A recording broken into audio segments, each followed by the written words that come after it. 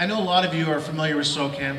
Essentially, SOCAN is a non-profit society that represents Canadian songwriters. One of these Canadian songwriters is David Leask. And I know that David Leask has a relationship with a few of you BIA, so we thought, we'd let David tell a bit of the story this time. I probably get up about the same time as most of the folks here that have businesses, and there's always a list of things to do. If I could say one thing, it's that no day is the same, and there's no routine in my life. Life as a performing songwriter, the idea of writing a song is a bit of a struggle, but there's also all the other stuff that you have to do with that. I guess what I'm trying to say is I don't have a whole team that's with me, that's running around behind me doing everything. I'm probably pretty much like a lot of the small businesses here who do many tasks and have to do many tasks to survive. SOCAN is more of a back-end engine for a lot of our members. A lot of our members receive royalty dollars, and those royalty dollars come from the money that the BIAs pay us and the businesses that you represent. And so I want to thank, the BIAs and their businesses. I wanted to draw some parallels here today with the BIA and SOCAN. The BIA, you represent your members, the small businesses, to help them succeed as best as possible.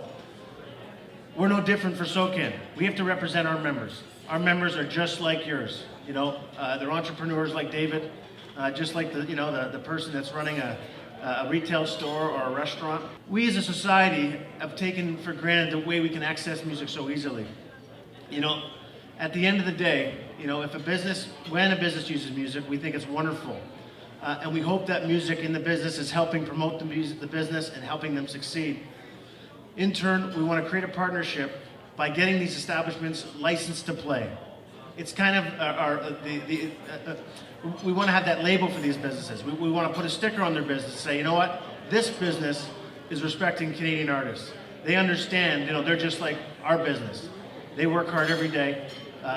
And so by getting licensed to play, the business is saying, we're with you guys. And in return, we want the businesses to use that music. I'm proud to say that 86 cents of every dollar that comes into the SOCAN door goes back to the pockets of David. So the people that were asking where the money goes, David talked a little bit about, what he's received from you folks and other people that pay. I also want to point out a couple things too. There's a lot of times when businesses are approached, they tend to shy away from SOCAN.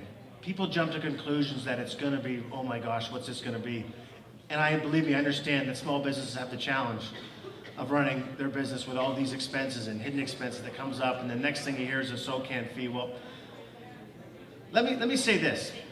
A typical retail store of about 1,000 square feet would pay a yearly fee of under $100. So, from our perspective, we think that's quite reasonable. Our members are just like the rest of us. They're out there spending money, so it's like that economic, it's like the music eco chart. The more our members get paid and the more our members are respected, they're going to spend more money amongst your community. So, it goes around, it goes full circle.